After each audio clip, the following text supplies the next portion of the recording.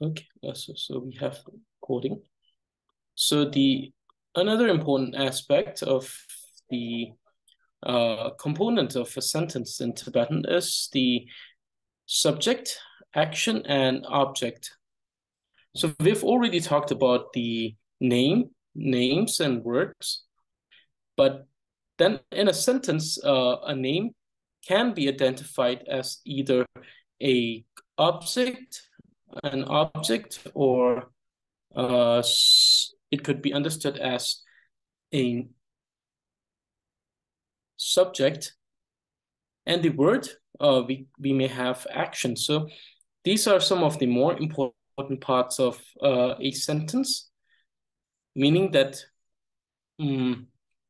every sentence in Tibetan, sometimes it may be so every sentence in Tibetan will have a action. So when we say action, it's a pervasive term. It's a term that has a very pervasive meaning. So we can have an action as well as we can have, so we have an action and object in every single sentence.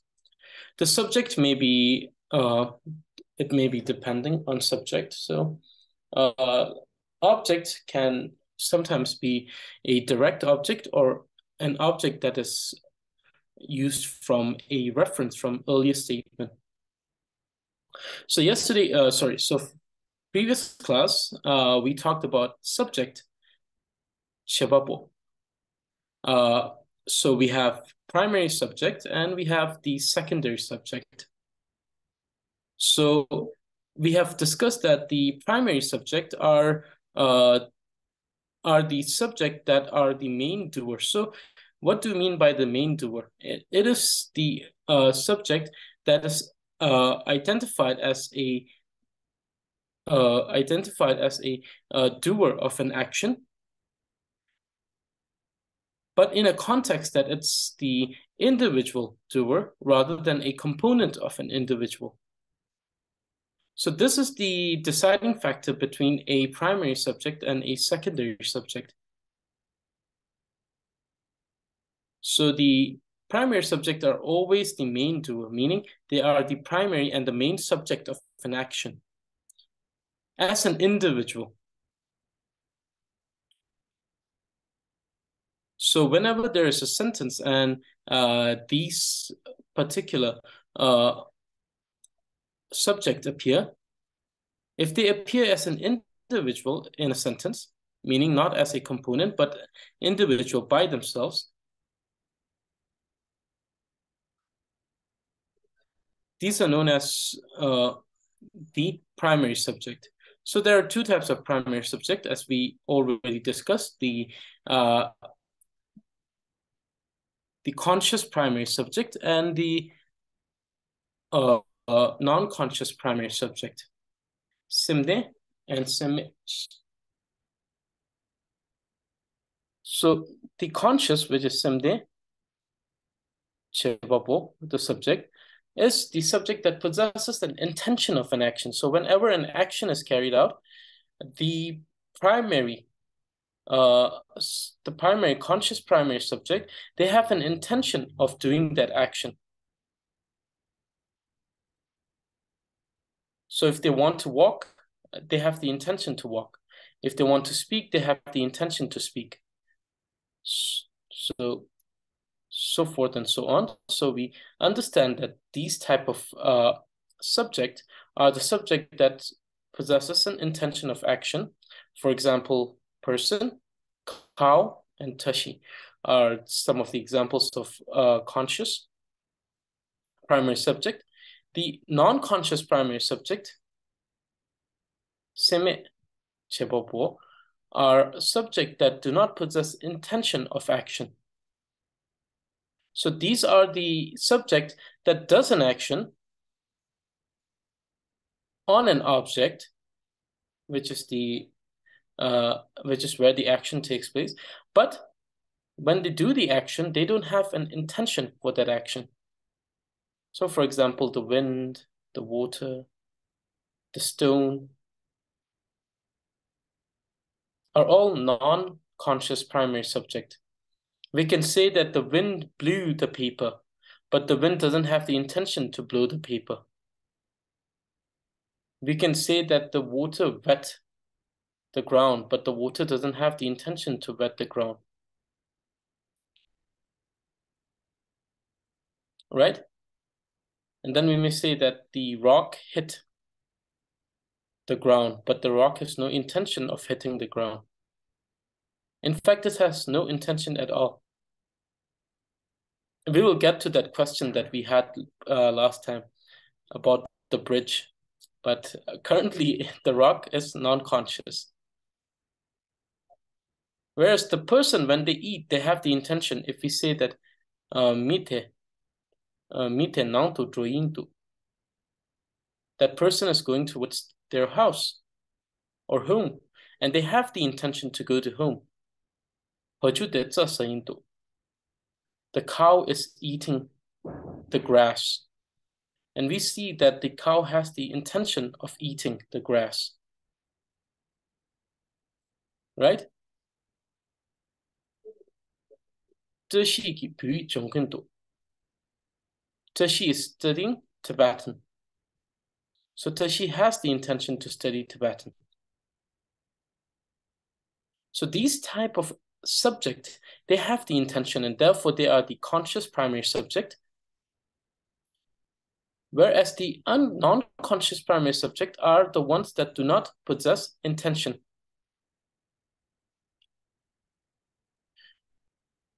And both of these are primary subject because they are capable of demonstrating that they are doing an action individually, not as a component of a system. For example, hand is a component of a system that is a body. Or so the secondary subject, chepa, are component of the primary subject, meaning they are a component of a system that is considered to be an individual primary subject. It's primary subject, so you don't need to say individual, so primary subject. Or they could be a component of an action that's being carried out as a tool. So it could be either a component of the primary subject, or it could be a tool that is utilized or used by the primary subject. For example, we have hammer. A hammer is a tool that becomes a component of an action that's being carried out by a person. Similarly, the hand is a component of an animal that is having an intention of doing an action. So for example, hand, lakpa, horn, rajo, and skin, pakpa, are all component.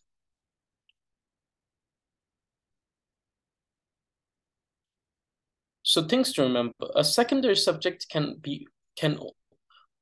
only be present if there is either an apparent or hidden primary subject. So if there is a primary subject that is either apparent, meaning that they are directly depicted in the sentence, or in some cases, these are referenced from other statement. So the primary subject is referenced from the former statement, the first statement, or the 2 or 3 statement before. And then we probably use a pronoun, or sometimes we just state the verb and we understand that the action was done by that subject, which was stated in 2, 3 sentences ago. So in a sentence,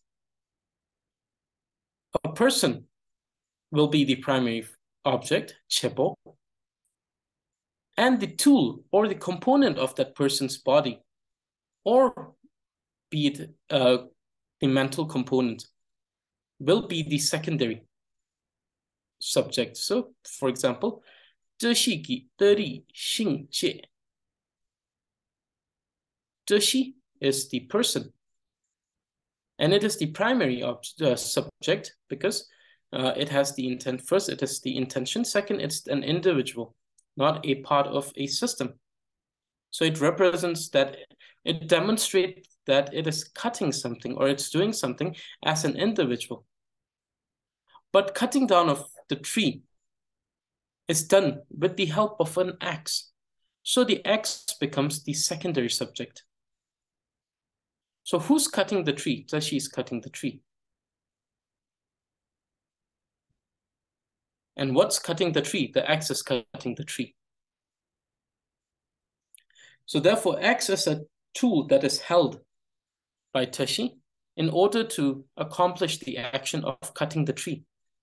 So therefore, primary subject is Tashi, secondary subject is the axe, Tari.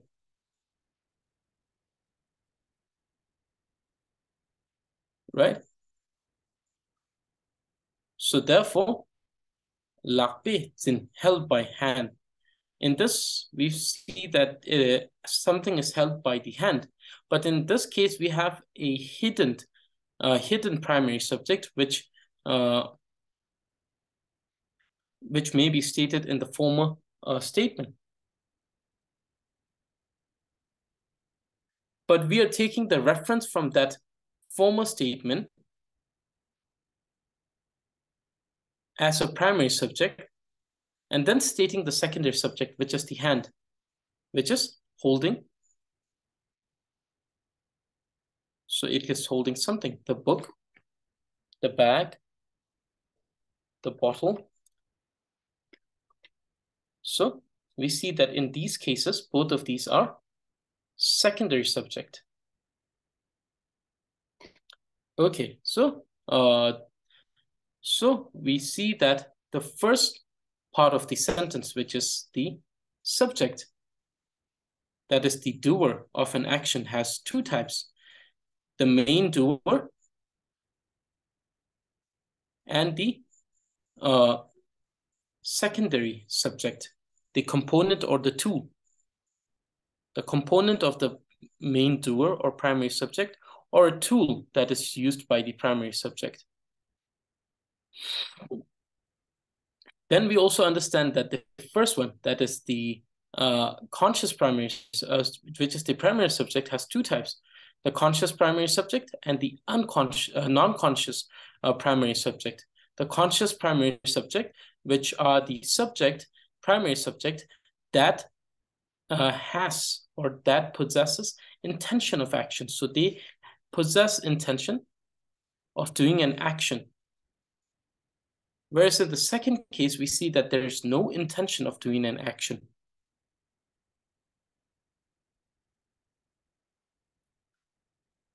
So, and then we understand that the secondary subject is a component of a primary object or a tool that is used by the primary subject, component of the primary subject or the tool used by the primary subject.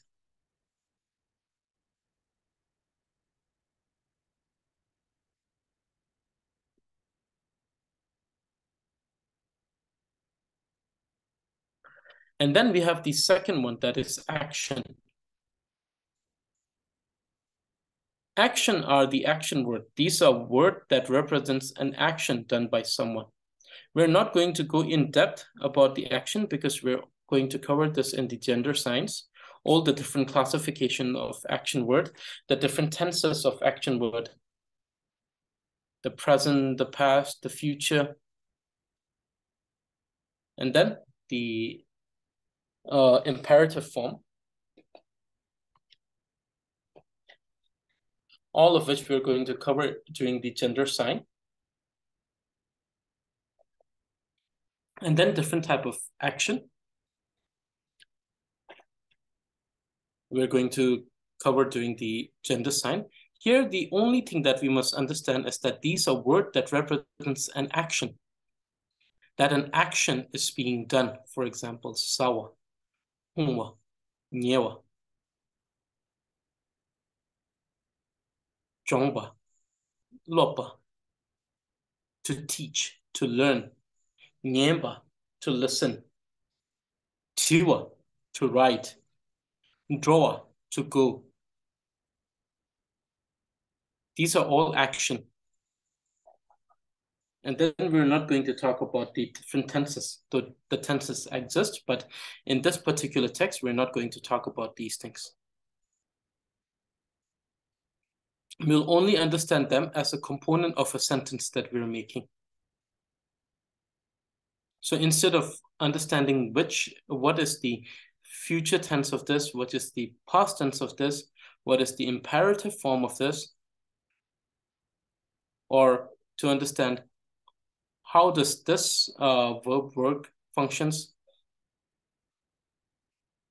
Is it the verb that follows the former verb, or is it the verb that is being used individually?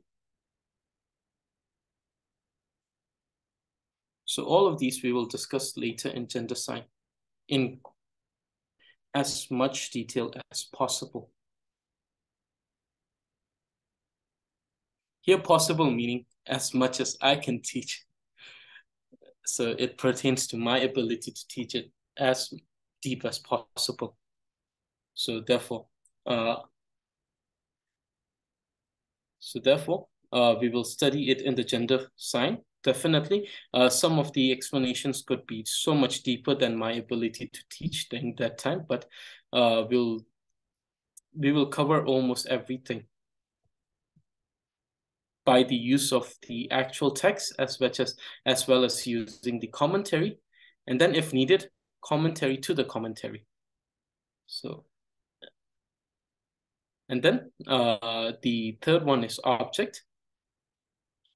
It is the object of the action, where the action takes place.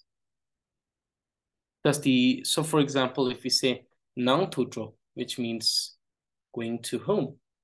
So what is the target of the action? The target of the action is towards the home. So it has a hidden subject. So for example, if you're talking about, so let's say ko nang to draw, which means he's going home, or he's going home. We understand that the subject has an intention of doing an action, which is to go. But where does the subject want to go?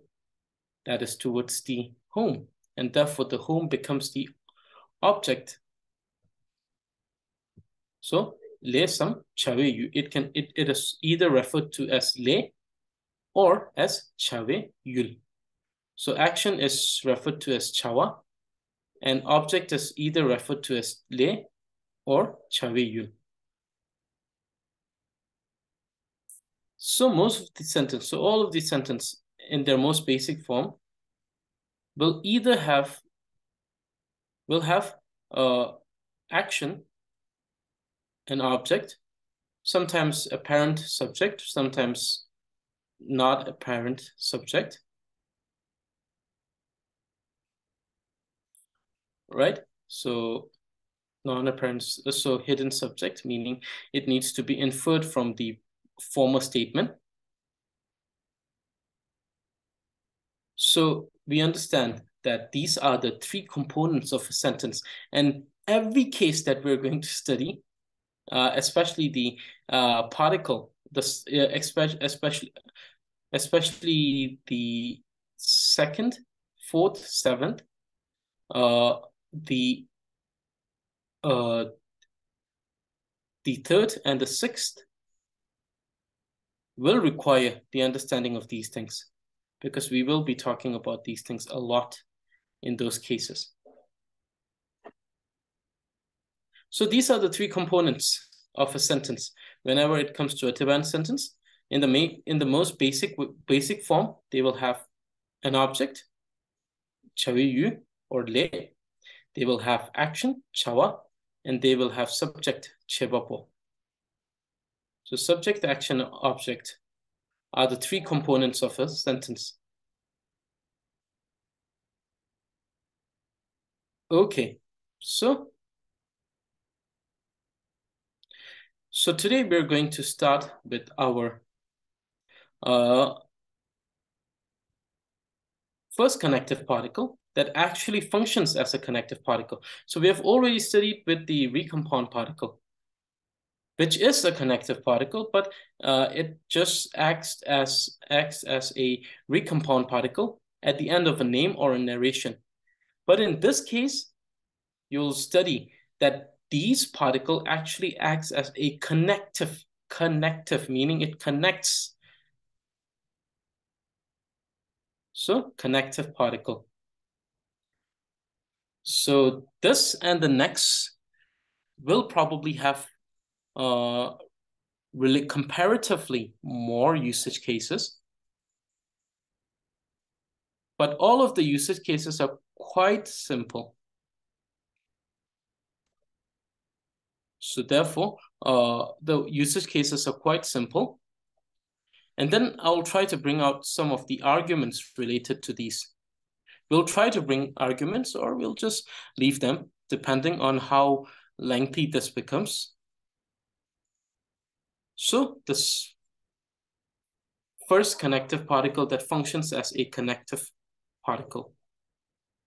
So it's just a small comment that you can write. It's not like a it's not like a definition.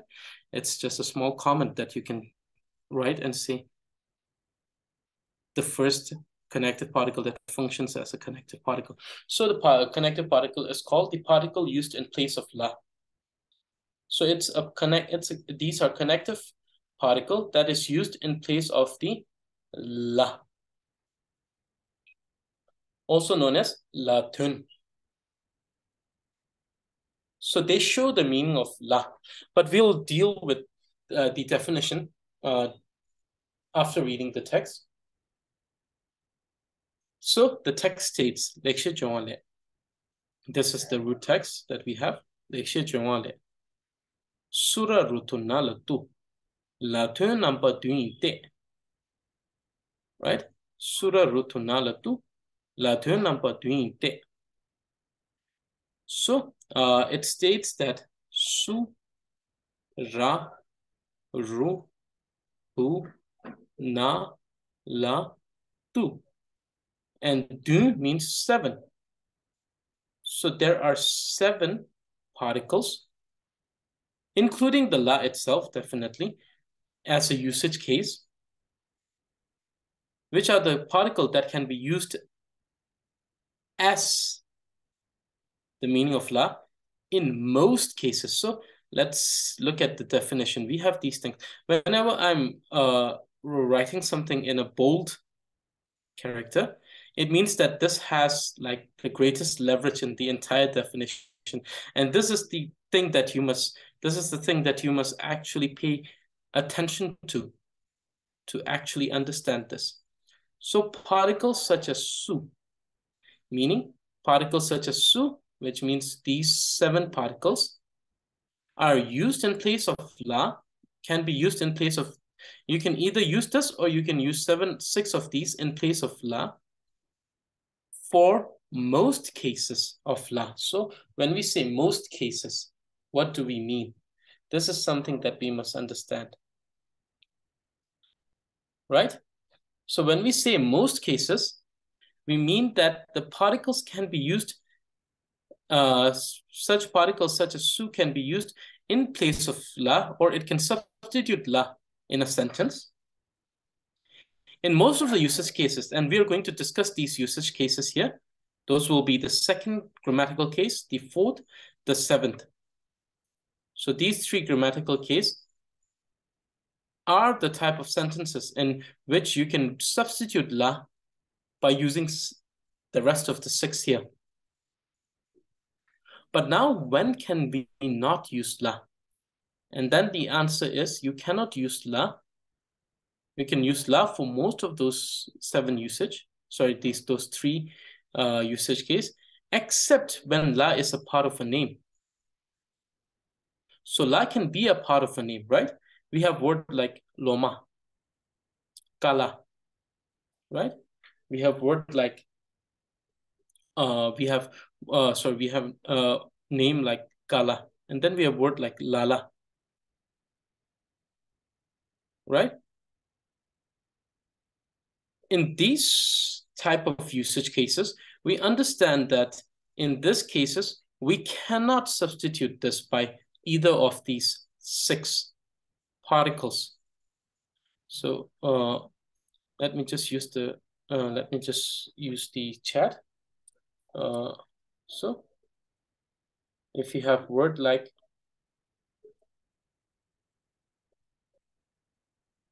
we cannot write it as this doesn't make sense, right? We cannot make it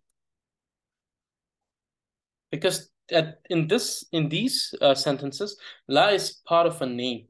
Name as in naming word. It's part of a naming word. It functions as a part of a naming word. So therefore, in these cases, we cannot substitute la with these particles. But there are cases in which you can do that. And those cases are the second grammatical case. Let me write it here.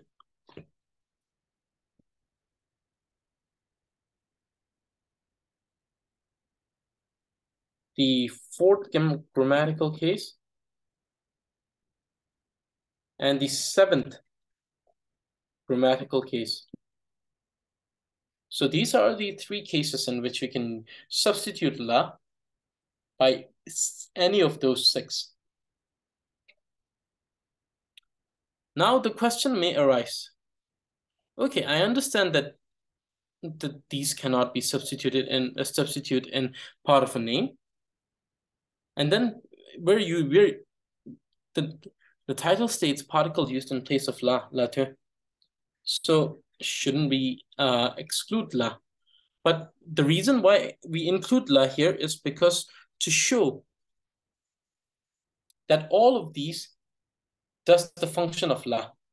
What do we mean by does the function of la? Meaning in a sentence, la has a certain type of role. It's not written there to have no role. It has a certain role as being a part of that sentence. But so therefore, all of these does the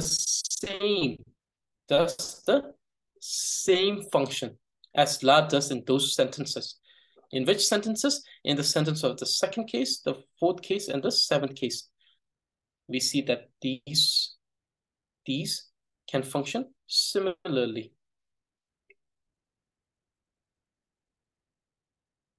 Okay, so therefore, in those 3 cases, all of these function to show to act as the la. So therefore, we have stated all the 7. But when we use the sentence, we try to substitute la with all of these. In more often cases with these 5, and then we also use this one to substitute la in those cases, which is the 2nd grammatical case, the 4th grammatical case, and the 7th grammatical case. So the usage of for most cases, and those cases in which su can replace la is during the 2nd grammatical case, the 4th grammatical case, and the 7th grammatical case. It cannot substitute la when la is a part of a name. Right?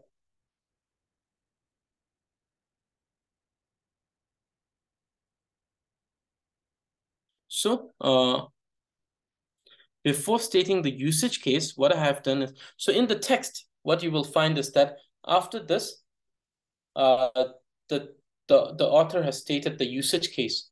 But what I have done is that I have shifted the rules of these particles following the name on the basis of suffix letter before explaining the usage case. So so that even though today we may not be able to finish the usage case, I can still give you assignments in which we can you can determine which particle is coming after which name depending on suffix. So that could be a practice on its own. And that's the reason why I have shifted this up. No other reason. So from the text, Dekshe chungwale.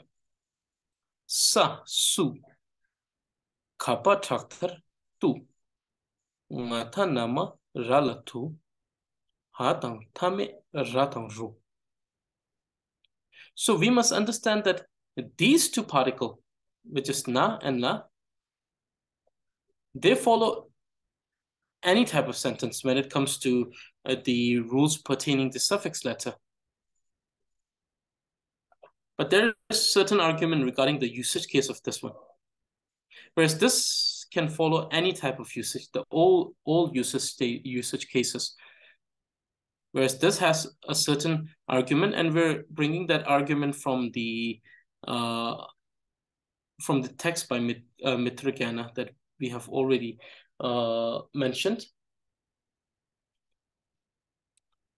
So therefore, the usage of this will have a sort of argument in that. Otherwise, both of these do not follow a name depending on the suffix letter. They are pervasive. They can be used with any type of name. Whereas these five, Sura Rutu Tu, these five need to follow the rule in which a particular particle is made to follow a particular name on the basis of its suffix letter. And that is called dajur. But dajur is the general term, which means the rules of a particle following a name on the basis of the suffix letter. Now, if this particle is recompound particle, then it becomes lerdu dajur, meaning this is the rule pertaining lerdu.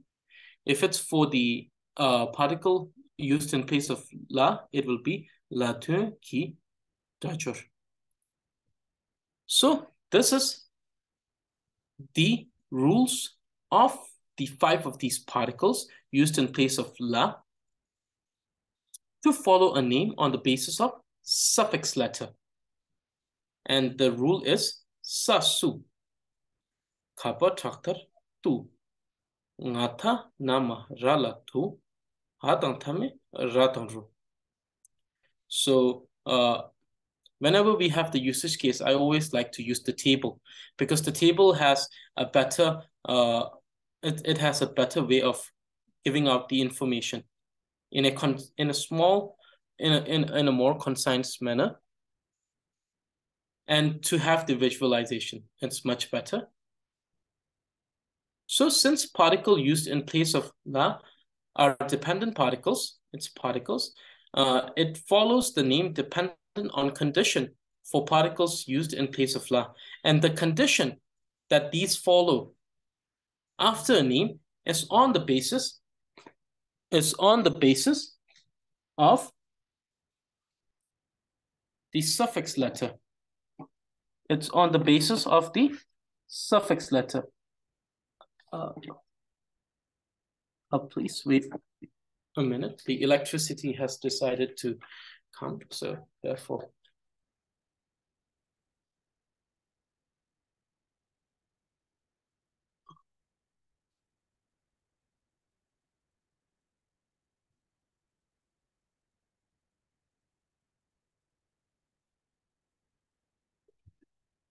Decided to stay so that we can continue now. Okay, so this is the rule. This verse, when you're memorizing, please make sure, because here what I'm doing is I'm dividing these words that you are memorizing on the basis of their function. So when you're memorizing this particular portion of the verse, understand that this is the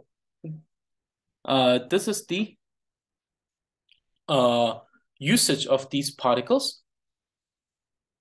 Sorry, this is not the usage. So this is the verse that shows the particles that are used in place of la.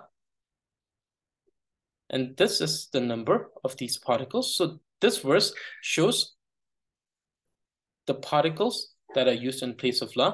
And these 3 lines shows the rules on the basis of which these 7 particle, or the 5 of these particle out of the 7 particle, follows a name. So this is the dajor, or the rule on by which the particular particle follows a name. And that is on the basis of suffix letter. So what this 3 line tells you is this. So it states, first it states sa, su, which means that if there is a suffix letter sa after a name, like in case of cup, sakata cup, hasa cup, or kang, asa kang. In those cases, we see that we have the particle su follow these names. Ka, pa, chaktar, tu. Kapa, chaktar, tu. Which means that we have already discussed this term before during the recompound particle. Chaktar means the post suffix letter ta. The post suffix letter ta. Ka and pa are the suffix letters. So for example, if we had the word, for example, yak, ko, yaka, yak. Ratatata, katak. Right? Shaka, shak. So these are the words which have ka as the suffix letter. And if we have pa as a suffix letter, for example, kappa, cup, tapa, tap. In those cases, and then we have words which have ta as post suffix letter. Rana, rulla, ta, rult. Payata, cheku, chin, nata, chint. So in those cases, we see that these names will be followed by the particle tu. Ya tu, khab tu, rult tu. Then, if a name has a suffix letter nga, tha, na, ma, ra, la. So, if a name has the suffix letter nga, tha, na, ma, ra, la. For example, we have ngang, tang, tanga, tang. Then we have ne, nata, ne, sakata, kata, ke, panna, pen. Then kamma, kam. Then para, par. Pokara, kar. Gel. Rakata, kayata, gyala, gel. Hopala, pel. So in these particular cases, where we have these 5 suffix letter at the these 5 letter as a suffix of a name, these will be followed by tu. And then finally, if a word has ha,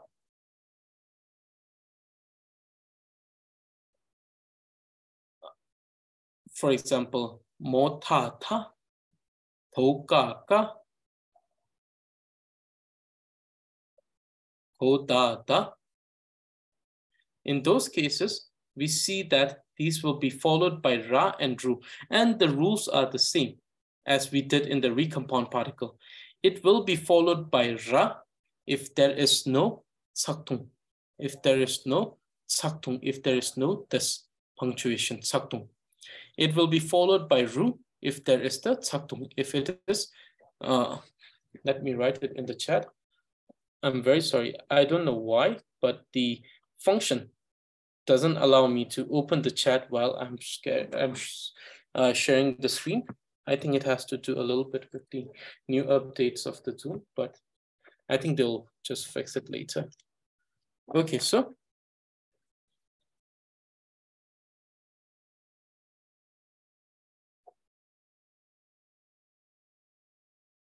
Papa. So if it has a Tsaktung par or Toka ka. Let's do it. Ka.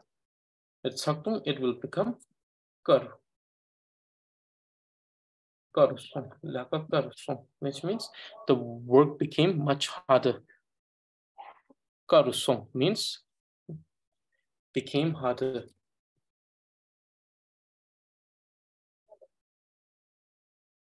Or become more difficult.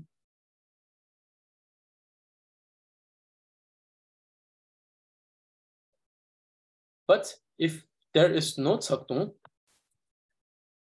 like this, what we will do is that, like we did in the recompound particle, where we took away the ha, we substituted it with ho. Similarly,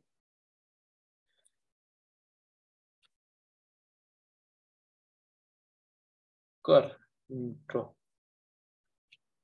so become more difficult, same meaning, but here we use the particle where there is no tsaktung between ha after the ha. So if there is no tsaktung, which is the punctuation after the ha, we see that it will be followed by the particle ra, kar. And we already discussed this, that this is the particular with this type of suffix.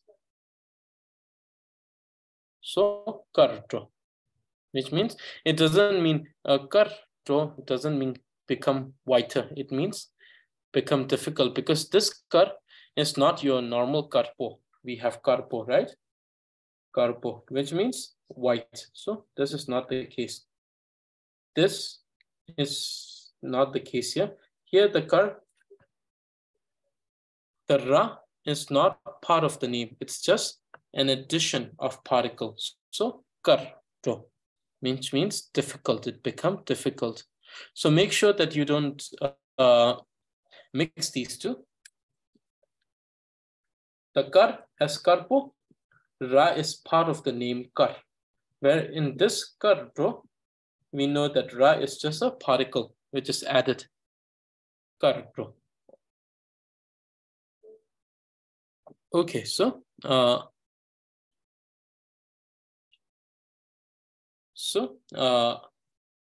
this is how the rule of these particle following a name works. So we have the suffix letter ka. If we have a word which has the suffix letter ka, it will be followed by the particle. The particle used in place of la, late, tu, nak, tu. Nak can be understood both as dark as well as the forest.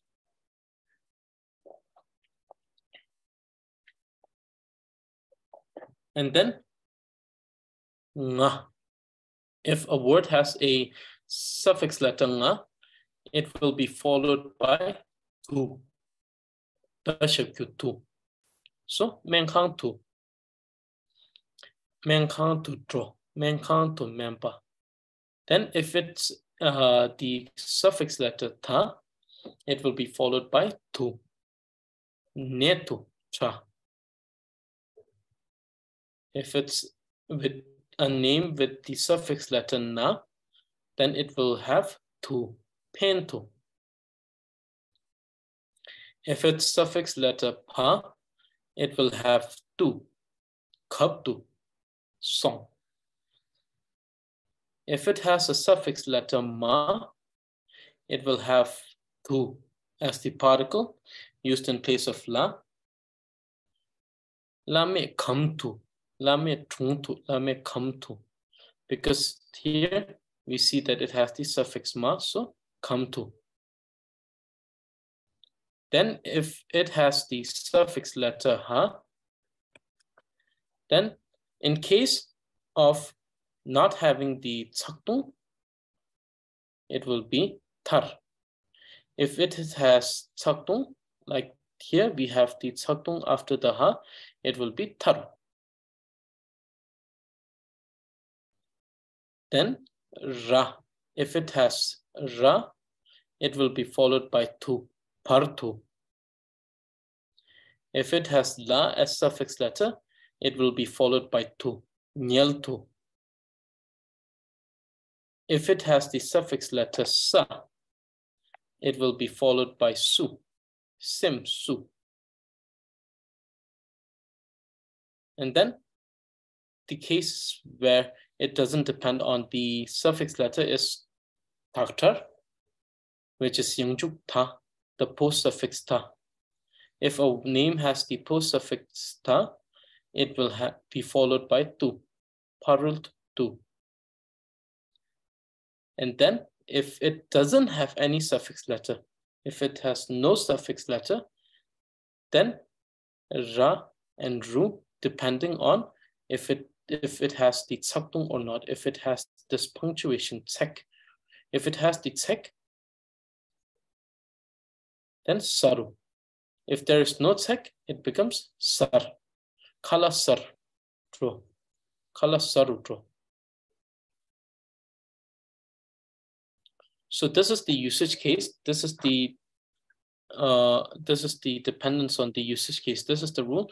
So these 3 lines explains this table.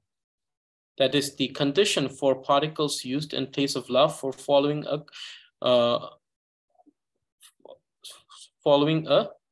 a name. So this is not concluding term. This is a name. So, okay. So, condition for particle used in place of la for following a name. So a condition, so these are the rules which the which the particles should follow when they follow a name. So when you're memorizing the text, please make sure that you memorize it on the basis of these classification, these division. When you're memorizing, you say, like, for example, you're saying like, oh, think in your mind that, oh, this is the point where we're talking about these Latin, and then we're stating the 7 particles. Okay, then you come to the second part, which will come later, but after that you say, oh, then you think to yourself, oh, this is the usage, on the basis, this is the rules, this is the rule for the particle to be following a name. When they follow a name, this is the rule that they should follow, and this particular is for the Latin. Then you recall the rule. You say, oh, sasu, oh, sa is the suffix letter. So if a word has a suffix letter sa, it will be followed by su. Then kaba traktar tu. You think about, oh, if the word have a suffix letter ka or pa, or it has a post suffix letter ta, then it will be followed by tu. Ngata namarala tu. Then we're thinking, oh, if there are words which has the suffix letter ngata namara and la, then these name would be followed by the connective particle of la, later, particle of later, which is tu. And then think about, oh, if they have ha with the tsek or the punctuation, then it's ru. If there's no tsek, then we substitute ha with ra, and it becomes ra at the end. So similarly, you try to remember the meaning. So what will it do when you do that is that at the end, what will happen is that you will be able to retain the entire knowledge of the entire course that we're studying here, the entire 1 or 1.5 year course that we're giving here. You'll be able to retain just by memorizing the text. So whenever I say it's just 2 pages, I don't mean the sheer amount of memorization that you have to do. I'm comparing it to how much it can retain. So everything that we studied since the beginning of the class of Tree of Excellent Speech can be retained through just 2 pages. It won't even take 2 pages. Till this point, it's just 3 or 4 words. And then by the end of the entire class, you'll be able to remember everything. If you start referencing the verse with the meaning, then you'll be able to recall everything that you have learned by that point, by just reading out the verses. Okay, so now the usage case. So from the text, lecture jongwale. Namye nishi dumba thang teni tsekap namla chuk. Namye nishi dumba thang teni tsekap namla chuk. So we understand that the usage case, there are 5 different usage cases here. We have the second grammatical case, we have the 4th grammatical case, and we have the 7th grammatical case. And these 2 are the subgroup of each of the grammatical case. This is the subgroup of the 2nd grammatical case, and this is the subgroup of the 7th grammatical case. And what does these usage case do? These usage case, they define the type of sentence in which you're allowed to use these particles. Not only does it define the type of sentences that you can use these particles into, it also tells us the definition of those type of sentence, the function of those type of, or the function of these particles in those type of sentences. So the usage of particles used in place of, la, which is latin, according to the text are, in case of 2nd grammatical case, the 4th grammatical case, the 7th grammatical case, the subgroup of 2nd grammatical case, and the subgroup of 7th grammatical case. So these are the 5 grammatical cases in which you are allowed to use these particles, these six particles in place of la. Outside the context of these 5 usage cases, you're not allowed to use it. And one of the most apparent restriction of this is using these 6 in place of la, while la is a part of a name.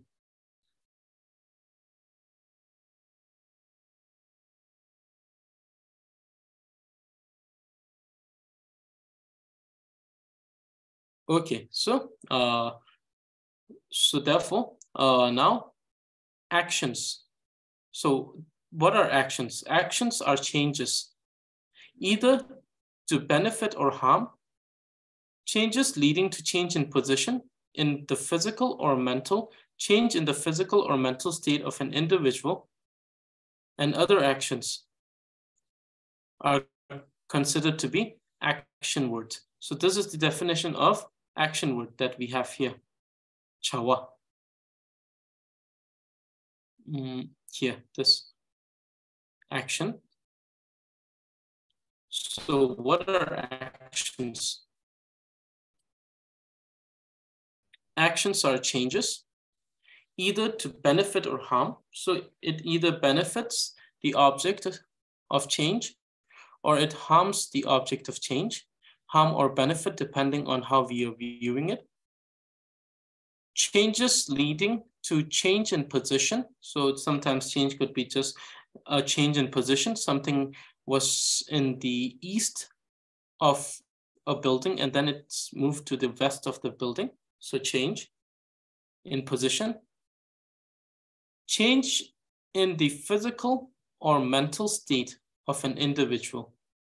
So sometimes it could be changes, which could be change in the physical. For example, we have change in physical. For example, we have becoming tall, becoming short. We have becoming sick, becoming healthy.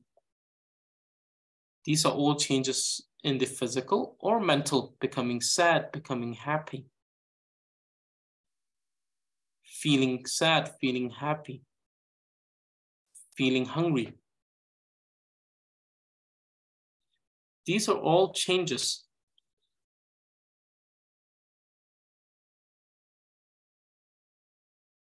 Speech, like speaking, definitely. These are physical, so speech are considered to be physical change.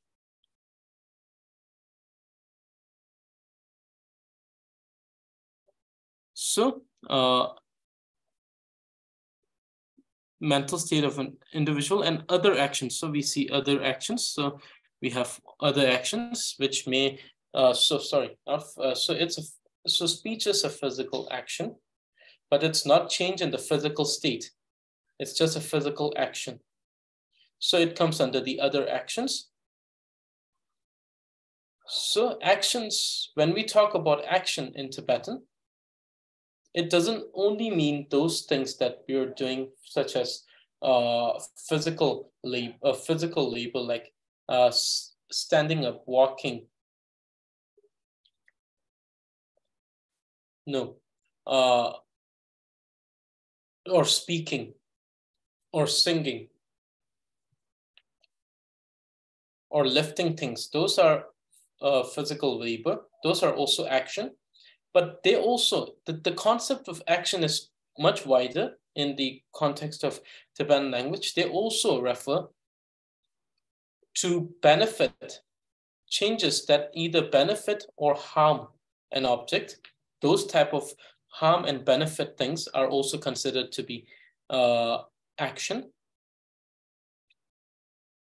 And then there are change in mental state, like becoming happy or sad. So all of these are considered to be action.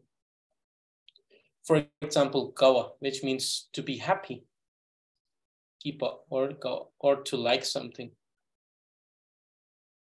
is a change in the mental state of an individual. Sawa, to eat, is other action, which is physical action. Chimpa is to be gone. It's a physical action. Not physical change, but physical action. So not the change in the physical state, but a physical action, and it comes under other action.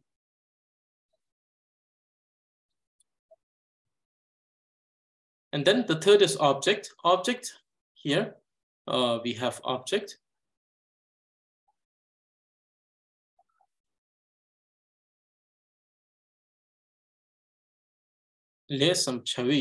So this is the target of action. So the third part of the sentence is the target of action, where the action is taking place, or what the action is actually influencing or changing is the target of action. For example, if someone intends to go to school, then the object or the target of the action is school. So therefore, target of action or object. But this is, so therefore, we have considered things like changes when we talked about action, because the thing is that as we continue studying these three cases, the second, the fourth, and the seventh grammatical case, we will understand the concept of object as not just as a target of action in the normal sense, actually, not in this definition, but definitely if you consider this definition, then object is the target of action. It could be either benefiting something or harming. It could be change leading to change in position of something. It could be change in the physical or mental state of an individual, or it could be other type of action. So those type of action, definitely object is the target of these type of actions.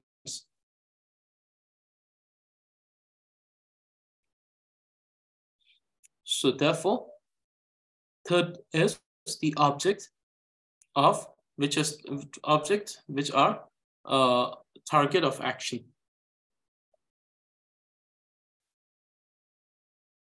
Okay, so till this point, we have understood what is a subject, what is an action, and what is an object. Three components or three parts of a sentence.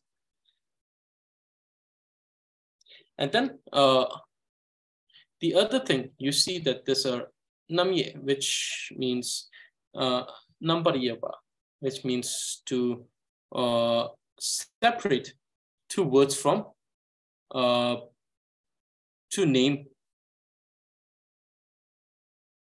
So what it does is that not only does it connect to name, it also acts as a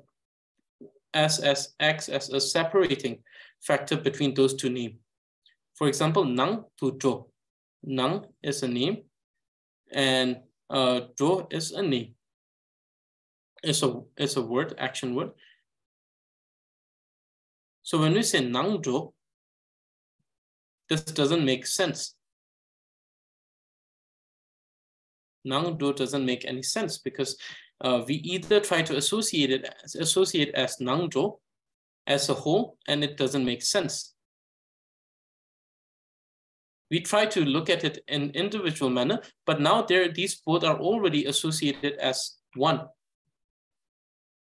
So therefore, to be able to establish the individual meaning of each of these things, we use these particles, which separates these two, nang and dro.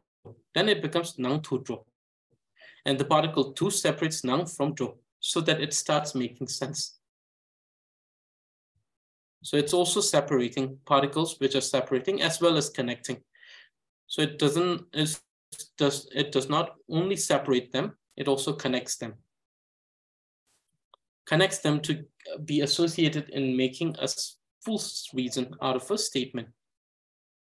Like nang to dro. Go to whom? Going to whom? Nang to dro. So today we're going to leave it till this point because I want to start the second grammatical case as fresh. And not only that, I have to create PowerPoint for this because we're talking about usage cases and construction of sentence. So definitely I'll have to create a PowerPoint. So we will start this as its own, fresh, and we'll spend one class on just this, and then we'll go to the subdivision of this, and then to the fourth, then seventh, and the subdivision. So most probably we'll try to finish this particle in 2 to 2.5 weeks. So including practice and everything, if we have like a class just dedicated to practicing this, then we'll finish it in 2 weeks or two weeks, probably 2 weeks. So we intend to finish this. So till this point, this will be the point. This will be the point till which we discuss today as lesson for grammar. And then there were some questions which I think needs clarification. And after that, we know that we will be choosing in random for someone to recite. And so so there were some questions that was sent in the class, which I would like to clarify. So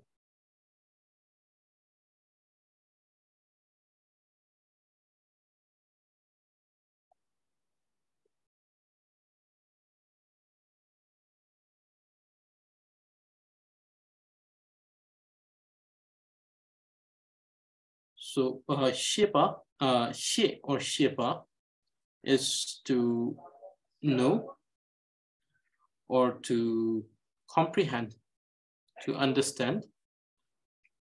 So Shepa is to know or to, in some cases, also to comprehend. So this is a verb. So object of knowledge followed by particle. No, so I think that when you're saying particle, you're referring to the pa, right? Pa. If that is the case, then no. This is an entire verb, pa, which means to comprehend. First sentence is written. Yes, ra is as particle in lamar. So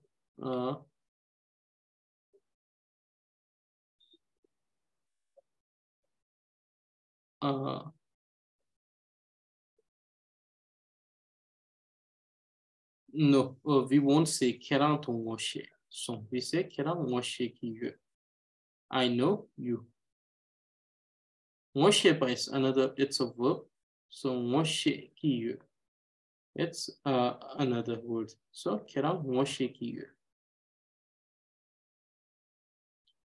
And sometimes we try to avoid too much particle in a single sentence because it becomes very crowded and wordy. So we try to avoid that by not writing it in the places where it's not necessary.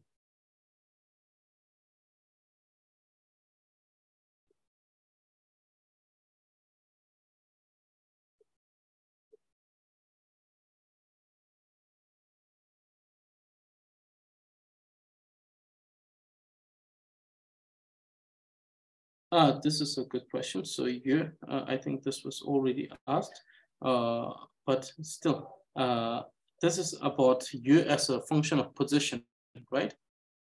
Yes,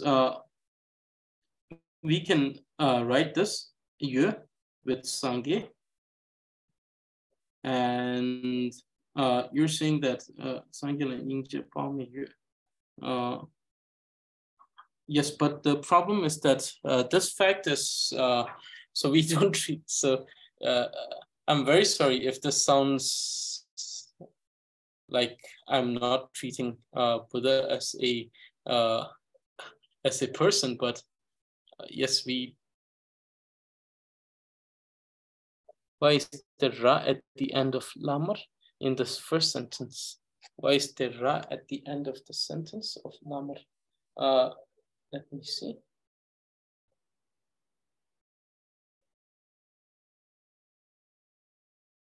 So here, what we did is ngoshe, kena ngoshe ki yu, and lamar ngoshe. Similar sentence, it's similar sentence. So the difference is that the usage of yu is the difference in both of these sentences. So kena ngoshe ki yu, or kena nye ngoshe. So here, you think kebar di dini ki tamche kemba lamar ngoshe. So here we see that the ending is with she, ngoshe. and that we don't have the continuation to yi yue. So that is the reason we don't have, so why is there is ra at the end of lama? So that we show a relation between the action, that is moshi, and the object lama. But here we see that it is the particle is between shi and yue, shiki yue. So we avoid using too much particle in the second sentence. So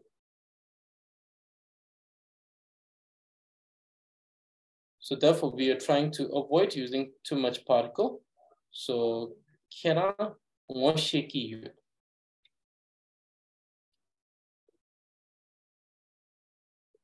But if you want to write kera to mo shiki yue, it will be lengthy. It will be lengthy. But otherwise, I don't see any reason why it cannot be like this.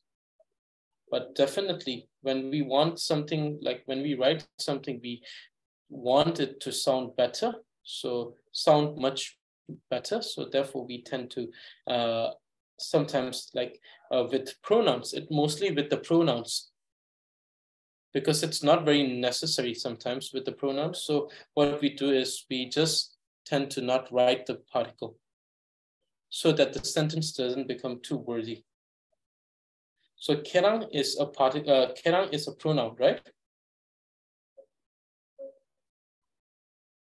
So similarly, we see that with nga, actually we have the pronoun sa, sorry, the particle sa, but to avoid it making it too lengthy or a short sentence with so many particle, we avoided using this.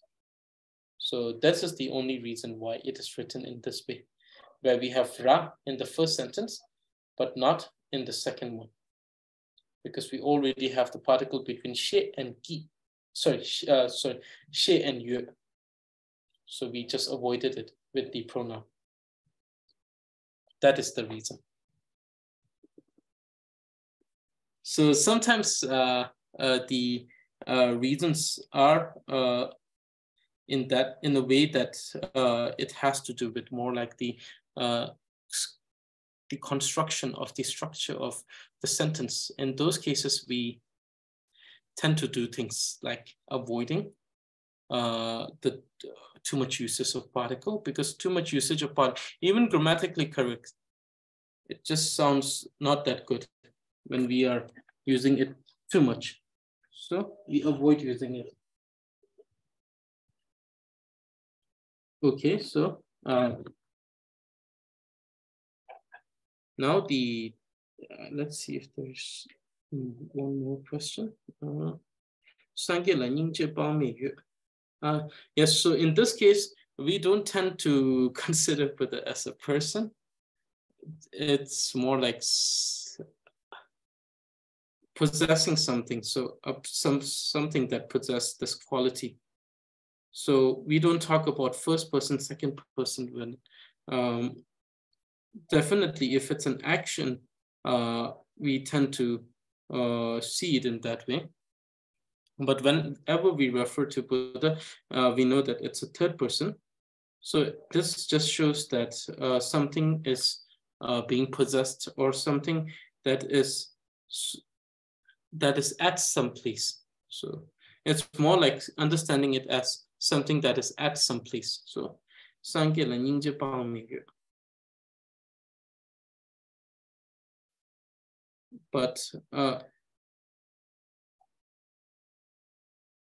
but here we also tend to emphasize on the fact of stating it in the present tense. So that's also the other reason why it is written in this manner with you. If we would have said tuk, it would have been past tense. That is the reason why we used there's the usage of you. And definitely it's always very beneficial when we have questions.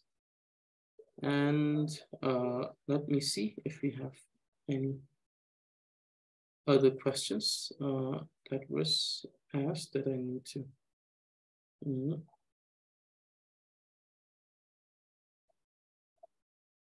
Okay.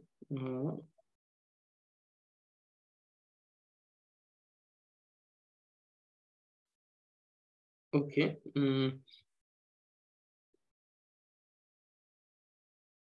Okay, so the thing about the bridge having no consciousness or consciousness.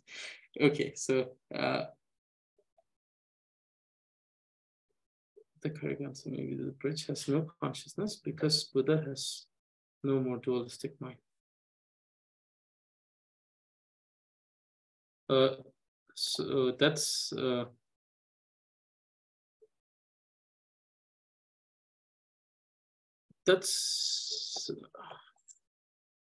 we say that in the context of the Buddha no longer have dualistic mind, because the appearances of the two truth is one when one is enlightened. But the question here is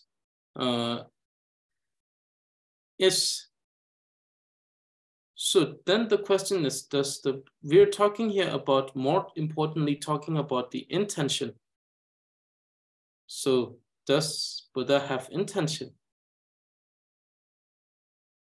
Otherwise, why would Buddha get enlightenment and come back to samsara to save?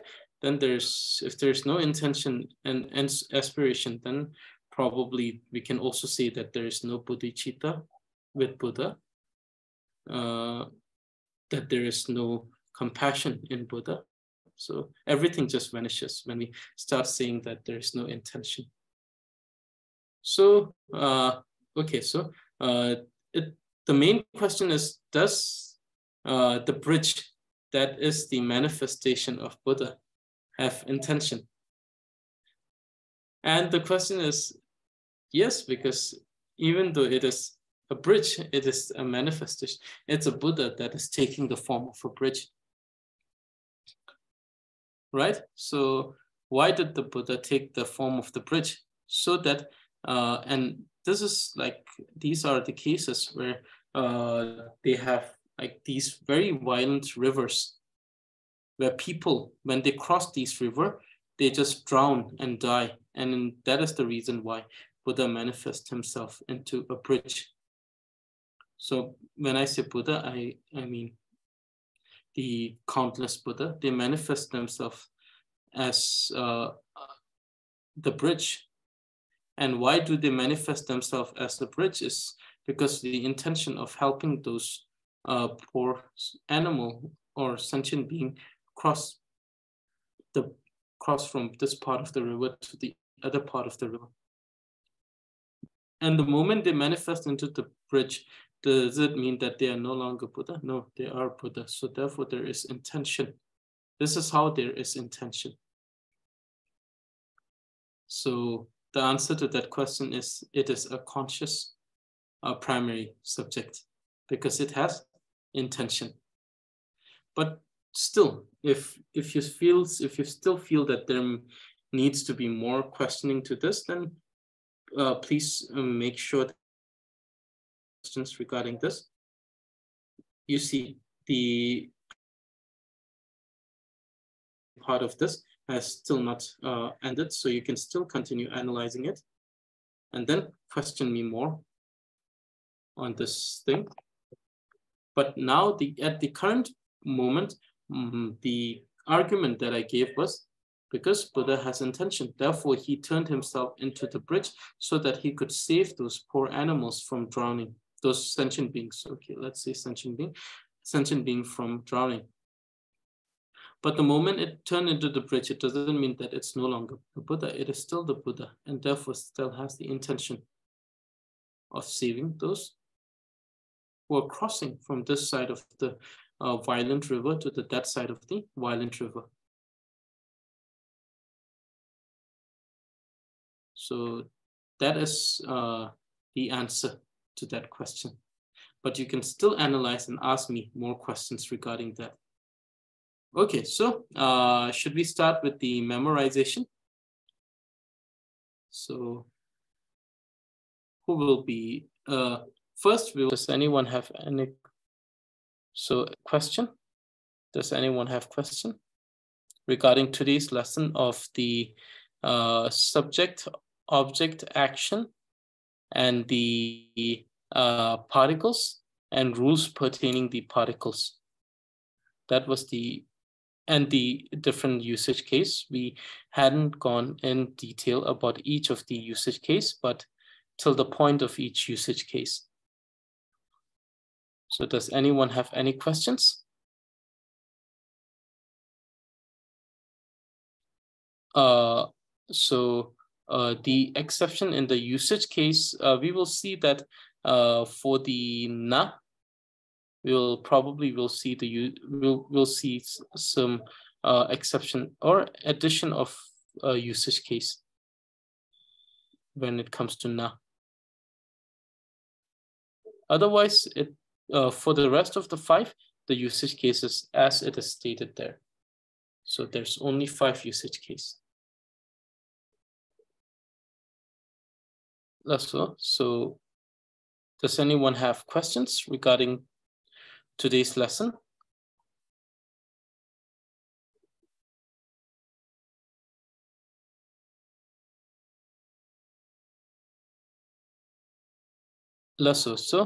Please check please revise it, and then if you have questions, you can ask it in the class group. And the assignments, I will try to finish it tomorrow, but if by any reason I couldn't finish it tomorrow, I'll try to finish it day after tomorrow and send 2 assignments, one for this class and one for tomorrow's basic conversation class, so that you can review them, and then you can send me questions with assignments. So this is it for today, and thank you for joining in. And I will see you tomorrow for the basic conversation class that we're having. We'll continue with the unit and measurement. We'll continue with introducing some of the units, and then we'll also continue with the preposition of place. So this is something that we'll do tomorrow. Okay, and then I think this is it for today, and thank you for joining in. Thank you, and